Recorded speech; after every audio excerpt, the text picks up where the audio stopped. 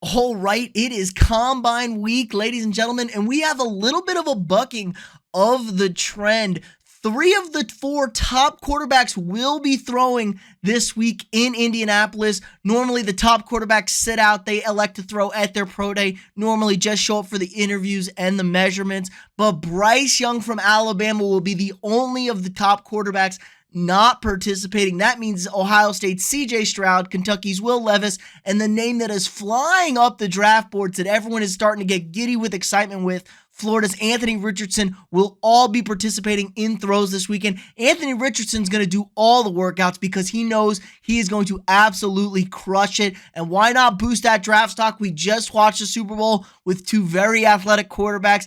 Athletic quarterbacks are all the rage right now, but that makes total sense for Richardson. Go show off your speed. Go show off your strength.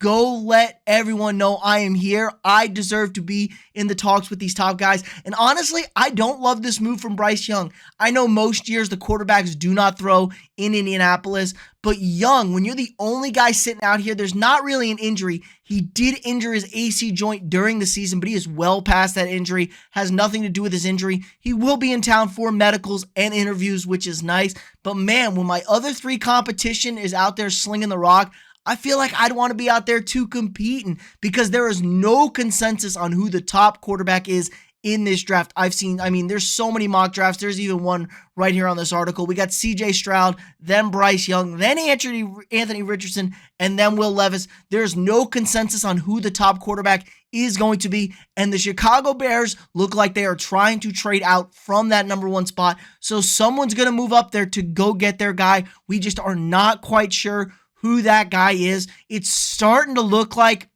it's going to be CJ Stroud. Someone's going to move up in front of Houston to go get CJ Stroud. I think CJ Stroud is a very nice quarterback, but we got a lot to worry about with Ohio State quarterbacks. And the same thing goes for Bryce Young at Alabama. When you got a lot of talent around you, tend to struggle sometimes in the NFL, and not to mention Bryce Young is so small. He's about 5'10 and a half, weighs a $180 soaking wet. It's very concerning in a league where you see guys getting injured constantly because they're getting crushed by guys that weigh 260 and run a 4.40.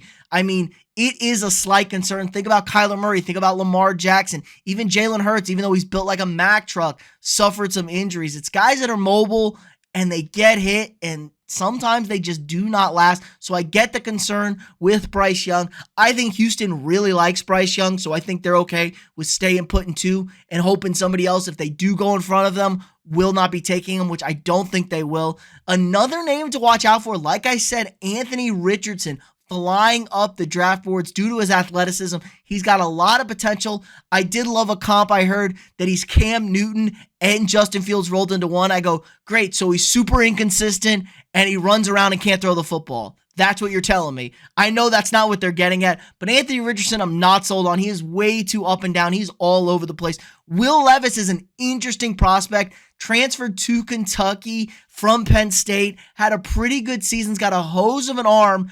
But Kentucky was really not a good football team around him. And that's an interesting aspect to look at. About 2/3 of the league come from schools that are not perennial college powers. When you talk about quarterbacks, they go to schools that tend to have not the best talent. They tend to struggle in college. And that's the key to being a good NFL quarterback.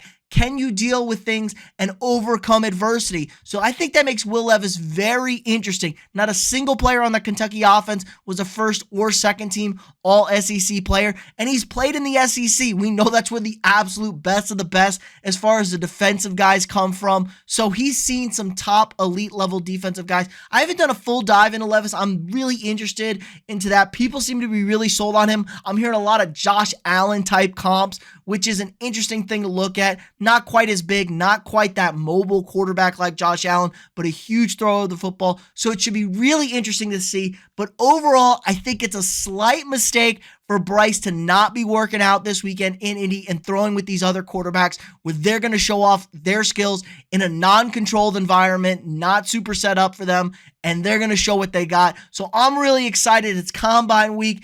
Combine starts tomorrow with physicals and stuff like that. Check towards later in the weekend, Thursday, Friday, Saturday, you're going to see the real workouts with everybody getting on the field. I think as early as Wednesday they're on the field, but the real workouts getting into, guys, towards this weekend. They're starting making it a primetime thing in Indianapolis. But let me know what you guys think in the comments below. Who is your quarterback at the top of this draft? Who are you really sold on? Who's going first? Is someone going to trade up with Chicago? If it is, who is it? Let me know in the comments below. Again, like this video, subscribe to the channel if you're not already, share this video with your friends, and I'll see y'all tomorrow.